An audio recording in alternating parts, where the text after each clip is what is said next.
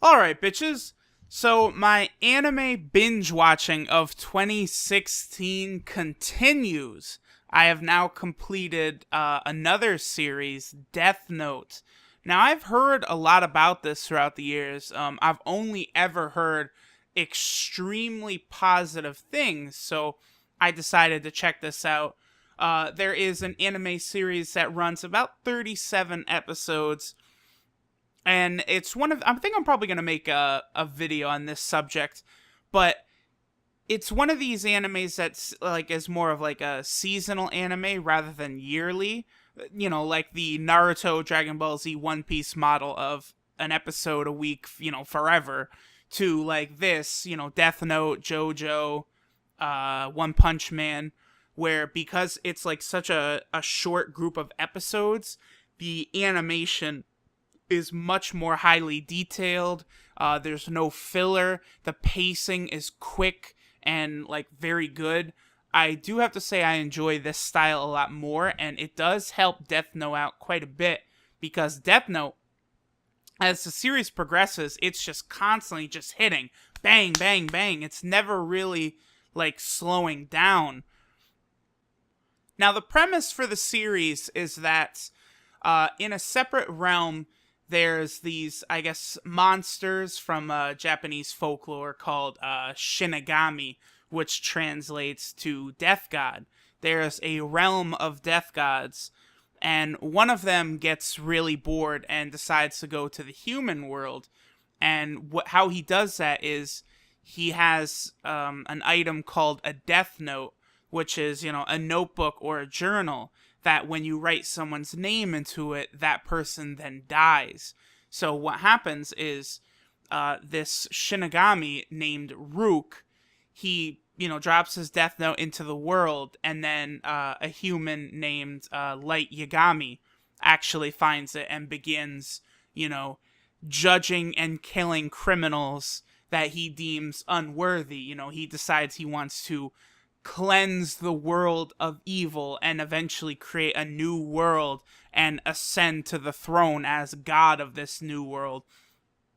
And the anime and manga, they really just follow this character down his path from, at the beginning, he's just a normal high school student, and then he slowly gets like corrupted. I would almost have to say it's almost sort of a very similar character arc to Walter White from Breaking Bad, as we see this character slowly descend, and like, we're almost sort of rooting for this character and watching it from his sort of perspective, but like this character is doing like such fucked up shit, like absolutely ridiculous.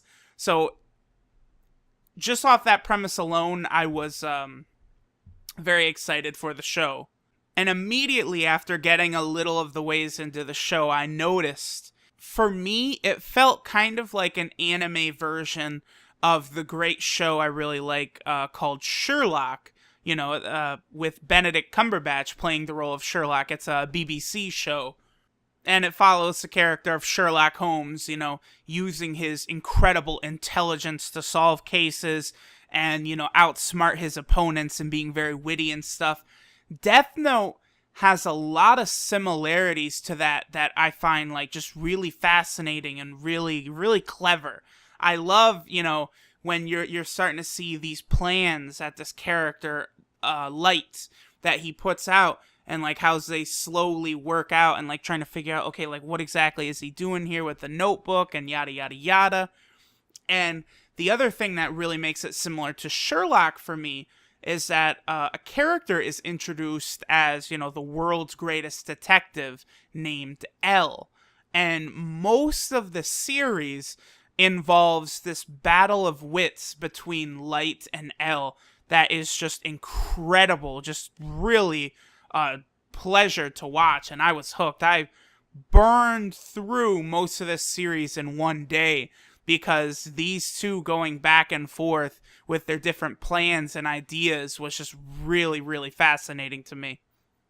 Now, originally, I was like sort of wondering like how exactly you could get a long running show with a character who's able to just kill anyone he wants to just by writing their name in a notebook. He seems OP, but, as the show goes along, like, you learn that, for the death note to take effect to kill someone, you would have to write their name, and you have to visualize their face while you're writing the name, so that way it doesn't, kill all the people with the same name. So in order to use the death note effectively, you need both someone's face and name, and that's like where the true, mental gymnastics come into play between Light, who eventually takes the name Kira, which I guess, they took, the English word for, killer is killer, and they kind of like, English, and they go Kira. So that's basically the name that the public gives to this mystery person who's wiping out all of the criminals. And you're just constantly watching as Light, or Kira, is, doing all these things to try and get people to reveal their names in really clever and, psychopathic sort of, attempts. Basically, the series kind of works in two arcs. There's, of course, the beginning arc, which is, I believe it's about 26 episodes, and this whole arc is more or less the, mental battle between Kira and L. It's 25 episodes, all the way until Kira, or, Light and Kira, that's the same person, until Light eventually is able to win, and he kind of tricks a bunch of people in, so that L is killed. And then the second arc is episode 26 to 37, and this follows L's successors. It's two characters. Melo! I love that one of the characters is Melo, like Carmelo Anthony, the NBA player. And the other character is Nier, and it follows Melo and Nier's attempts at taking down Kira, which eventually, towards the end, Melo and Nier working together are able to bring Light down in a very dramatic ending. Now, going over some of the characters, of course, we have Light, or Kira, who, I've already mentioned, begins as just like a normal high school student, and then slowly throughout the series, you see just how smart and intelligent he is, and also how, I don't know, I don't want to say like morally bankrupt, but he becomes so full of his own bullshit about becoming a god, him being the god of the world, and only him being the one who is capable of doing this, of judging, humanity, and judging, what humans deserve to die, and yada, yada, yada. It is fascinating to see him constantly justify his own, like, ridiculous and evil plots. Now, basically, the second main character is, of course, L, who quickly has become one of my favorite anime characters of all time. Now, as I stated before, he's the world's greatest detective, and he's like a really, unorthodox sort of disheveled looking appearance. He very weird. Like, he has like kind of like these big, I don't know, almost sort of blank eyes. Like, he has just sort of kind of like some beat up looking clothes on. And like, as he's, kind of like doing detective work similar to Sherlock, I would say that L, fits close into the mold of a Sherlock, whereas Light probably is more of like a Moriarty. And L is interesting. He always is sitting in a very peculiar manner. You always see him constantly eating sweets, cakes, candy, fruit, and he's always playing with his food and inspecting it as he's coming up with his theories, as he's breaking down what, Kira's latest move and the latest killing of criminals really means. I really enjoyed seeing L come to all of his conclusions and deducing everything, most of the time correct. And he does suspect, very, very early on, almost immediately, that Light Yagami is in fact Kira. And so, most of the series consists of Kira kind of doing these unorthodox strategies to prove that he is not, in fact, Kira. Light, of course. And L, most of the time, kind of seeing through a lot of this stuff that's happening. Now, another thing that happens with the Death Note is each Death Note is owned by a god of death, a Shinigami. And the one who owned the Death Note, the original Death Note that fell into the world that Light gets, is owned by the Shinigami Rook. And Rook is a very fun character. Only the person who has touched the Death Note can actually see the Shinigami. So basically what happens is, we get this character, similar to like a Yugi and Yami Yugi type deal, where Light is able to kind of like converse with Rook. And of course, he is a plot device so that as Light is, putting his plans into motion, he has someone to explain it to. We are essentially the vessel for Rook. Light is talking to the audience through Rook. And so I do like Rook because he's constantly in the background, like laughing and always impressed by Light's plans, impressed when L, sort of out maneuvers Light. And really the whole concept of Rook's character is that he's just bored and just wants to have fun. So it's very fun seeing this character sort of enjoy all this ridiculous shit that's going on.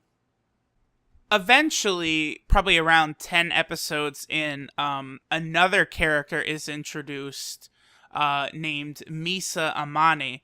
Now, a second Shinigami comes from the Death God world to Earth, the human realm, and gives this girl, Misa, another Death Note. So she also becomes someone capable of killing people by writing their name in the Death Note. And I guess what happens is Light actually killed a criminal who had murdered Misa's parents, and I guess the criminal was, kind of acquitted of the crime, even though Misa witnessed it with her own eyes happen in front of her. And after Light kills that criminal, Misa sort of begins to worship and fall in love with Kira, whom she eventually discovers is Light. Now, one thing that Misa has that Light does not have is that the Shinigami can offer you a deal of where if you give them half of your remaining life, like half of the time left in your lifespan, they will give you a pair of Death God eyes, which allows you to see a person's like real name, but it's the name that is used to kill them in the Death Note, and you can also see their lifespan. So using that, Misa is actually, of course, stronger than Light, because she only needs to see a person's face and she'll be able to kill them, because she'll be able to see the name that needs to be written to eventually end their life. And all the Shinigamis also have these eyes. That eventually is how L is killed, is that Light comes up with this long, extravagant plan, and he eventually corners the Death God, the Shinigami that's following Misa around. Rem is the Death God's name. And Rem really strongly cares for Misa, and the only way to kill a Death God is if a Death God writes a name in their notebook, killing a person who was going to bring harm to a person that they loved. So by Rem writing L's name into the notebook and killing him, L would have did harm to Misa. So then thus, that does kill L, but Rem also dies. And that eventually is how L is defeated. And Misa is a character who, she's a bit of an airhead, really cute design though, she's a good looking girl. And, she's ridiculously in love with Light. And she does lead to a lot of hilarious moments throughout the show. she becomes the second Kira, and, she spends a lot of time at Light's side all the way through to the end of the series. Then, of course, you have the two characters, Nier and Melo. They are the characters who eventually become L's successor. Now, Light is so intelligent and so smart that he actually is able to set it up to where he takes on L's persona, towards the public. But in secret, L's real successors, Nier and Melo, they find out about L's death, and they deduce that the second L is likely Kira, Light, which is correct. And so Nier and Melo, they want to take Kira down and succeed where L failed. Now, Nier is the smartest, and Melo has what appears to be some sort of, residual jealousy towards him over that. So, at the start of the second arc, it's more of a three-way battle between Kira, Nier, and Melo. They're all sort of, working against each other. And Melo ends up with the American Mafia and comes up with a bunch of plans. Nier develops an organization called the SPK through the American government, where he's able to try and take down the American government. And Nier is interesting in that he's a small child with white hair, and he has very similar mannerisms, look to L, whereas L would constantly be eating, cakes and candies and treats and stuff while he's, doing his deducing and thinking. Nier is always playing with toys. You see him, making stacking up cards or dice or playing with action figures while he's thinking up his plans and trying to figure out exactly what Kira is doing. Melo is a character who he has blonde hair. He's always dressed in like black leather, what it seems like, and he's always eating a bar of chocolate. A lot of these characters, they always have their, their little quirks. That's something that usually happens in anime. And then later on, as, Light is going through a lot of his plans, doing a lot of his different ideas to, kind of get the heat off of him, he lets other characters sort of fulfill and act out that role of Kira. Eventually, using the previously mentioned Shinigami Rem, he selects a Japanese businessman who is very, very selfish and, is trying to, just get money and greed and as much, bullshit like that as possible. His name is Iguchi.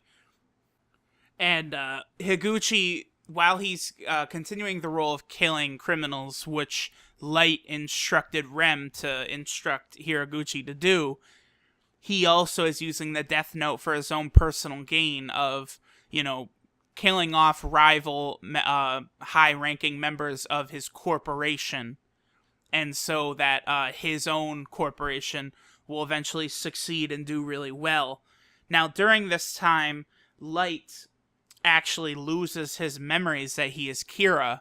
Both Light loses memories that he's Kira, and Misa loses her memories that she's the second Kira. Because if you relinquish ownership of the notebook, you lose all memories of that notebook, but if it's returned to your hands, you'll regain your memories. And this was all a really extravagant, many episode long plan by Light to sort of get the heat off of him. Hiraguchi is not particularly smart, and he gets taken out pretty easily. And then way later down the line, during the Nier and Melo arc, a new character, Mikami, eventually is chosen by Light to be the fourth Kira, and he is the one who's judging criminals really up until the conclusion of the series.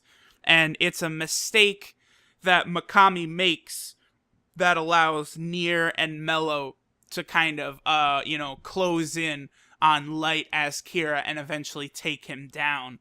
And Kira, I believe I saw a quote from the creator of Death Note, that he's one of the strongest and, more evil characters in the show. And then there's also an investigation team with a number of officers. You have Yagami's father, who's the chief of this Kira investigation team.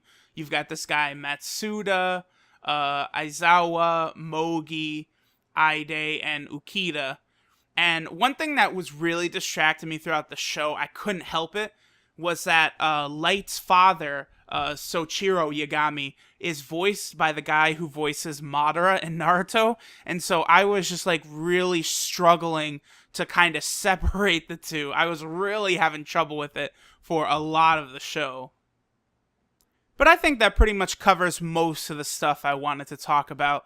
All in all, I'd have to say I was very, very pleasantly surprised. I was very impressed by just how good this work was, Death Note. I plan on reading the manga from beginning to end to see what sort of differences there are. I know there's a few differences that I really want to get into, when I read the manga, but otherwise, the show is brilliant. I give it a very, very high rating. This was a phenomenal anime to go through, and if anyone hasn't watched it, definitely check that shit out, because Death Note is fucking sick!